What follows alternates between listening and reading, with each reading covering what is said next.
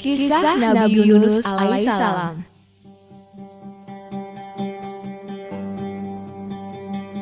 Nabi Yunus alaihissalam diperintahkan oleh Allah SWT untuk berdakwah di daerah Ninawa, sebuah wilayah yang dihuni oleh bangsa Assyria. Sebetulnya masyarakat di Ninawa jumlahnya tidak terlalu banyak, sementara wilayahnya pun tidak terlalu luas, yaitu berada di sekitar Mosul, Irak. Tatanan kehidupan mereka sudah baik, berperilaku ramah, santun, dan hidup rukun. Mata pencariannya adalah sebagai petani dan pengembala ternak. Sayangnya, mereka tersesat karena memegang teguh adat budaya, yaitu dari nenek moyang yang tidak mengakui adanya Allah SWT. Mereka beranggapan bahwa berhala merekalah yang menjamin seluruh kehidupan di Ninawa secara turun-temurun. Kesejahteraan yang mereka rasakan membuat mereka enggan untuk belajar hal-hal baru. Allah SWT memilih Nabi Yunus alaihissalam yang berasal dari luar masyarakat Ninawa agar mengajak masyarakat untuk mulai berpikir kembali. Salah satunya adalah dengan memperhatikan keberadaan alam semesta raya, mulai dari terbitnya matahari, keberadaan bulan, bintang-bintang, pohon-pohon yang menghasilkan buah-buahan, dan sungai-sungai yang airnya terus mengalir. Mereka diajak untuk berpikir bahwa tidaklah mungkin berhala atau merupakan benda mati dapat menciptakan sekaligus mengatur seluruh gerakan alam semesta raya. Meski Nabi Yunus alaihissalam telah bertahun-tahun mengingatkan, tetapi tetap saja masyarakat di Ninawa tidak bergeming. Mereka secara terang-terangan menolak dakwah Nabi Yunus alaihissalam dan menganggapnya sebagai orang asing. Hanya ada dua orang yang bernama Rubil dan Tanuh yang akhirnya mengakui adanya Allah SWT sebagai pencipta alam semesta. Rubil adalah seorang yang alim dan bijaksana, sedangkan Tanuh adalah seorang yang berpikiran tenang dan sederhana. Hingga pada suatu saat, Nabi Yunus alaihissalam merasakan kekecewaan yang teramat sangat akibat tidak ada satupun orang yang mau mendengarkan seruannya lagi. Sampai-sampai Nabi Yunus mengancam bahwa dalam beberapa hari akan datang azab dari Allah yang akan membuat mereka menjadi puing-puing. Namun, tetap saja mereka tidak percaya. Nabi Yunus memutuskan untuk pergi jauh-jauh dari wilayah Ninawa. Beberapa lama berjalan, Nabi Yunus sampai di tepi pantai dan melihat perahu yang akan berlayar. Ia memutuskan menumpang perahu tersebut dan pergi meninggalkan kaumnya. Di tengah perjalanan, perahu yang ditumpangi oleh Nabi Yunus alaihissalam mendadak diombang-ambingkan oleh ombak tinggi hingga hampir tenggelam.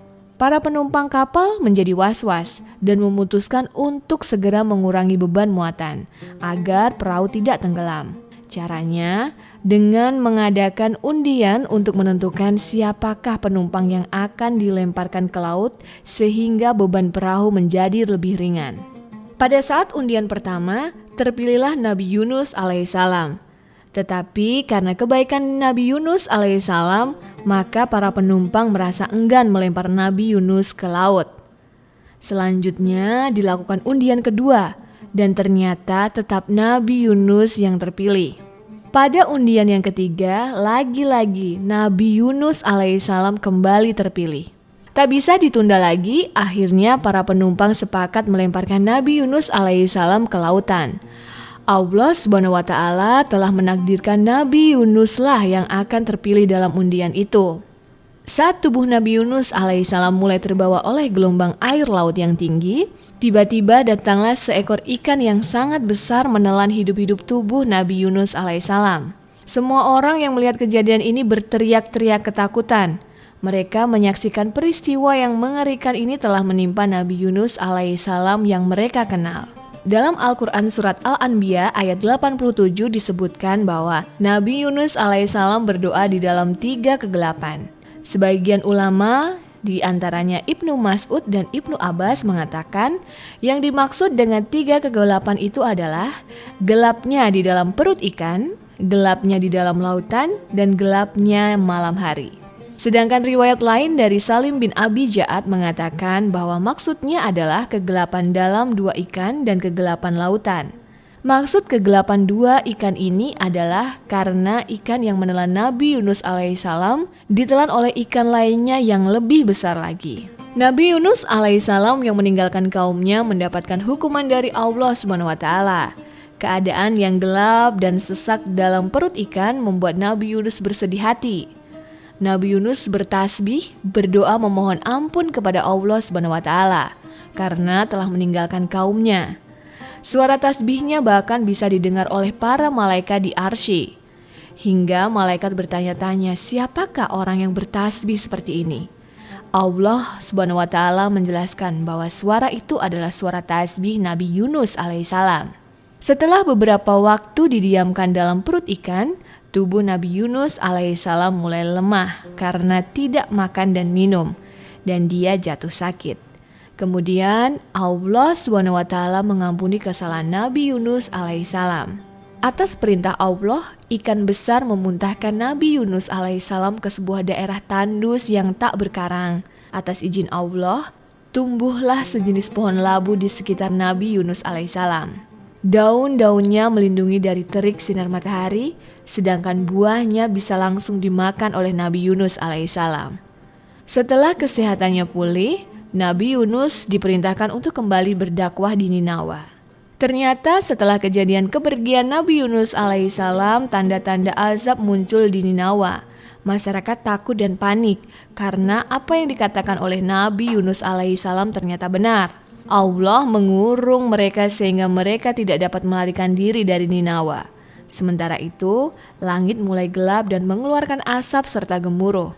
Bersama dengan dua orang pengikut Nabi Yunus alaihissalam, seluruh masyarakat di Ninawa yang sangat ketakutan berdoa memohon ampun kepada Allah SWT. Mereka mengakui bahwa apa yang disampaikan oleh Nabi Yunus alaihissalam adalah benar. Dan mereka bertobat setobat-tobatnya menyaksikan bukti bahwa Allah itu ada. Bahkan hewan-hewan pun ikut mengeluarkan suaranya. Secara perlahan-lahan, tanda datangnya azab pun berangsur-angsur menghilang.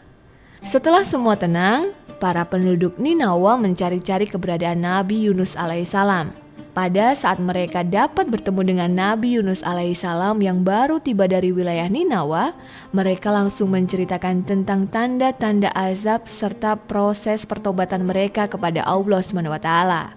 Nabi Yunus alaihissalam sangat bersyukur dan senang mendengarnya. Ia pun berdakwah kembali di Ninawa, sehingga masyarakat menjadi semakin mendalami agama Allah dan bertakwa kepada Allah SWT. Quran Surat Yunus ayat 98 menyebutkan, dan mengapa tidak ada penduduk suatu kota yang beriman, lalu imannya itu bermanfaat kepadanya, selain kaum Yunus. Tatkala mereka atau kaum Yunus itu beriman, kami hilangkan dari mereka azab yang menghinakan dalam kehidupan dunia, dan kami beri kesenangan kepada mereka sampai kepada waktu tertentu. Demikianlah kisah dari Nabi Yunus alaihissalam. Semoga dapat meningkatkan keimanan kita kepada Allah SWT. Sampai jumpa.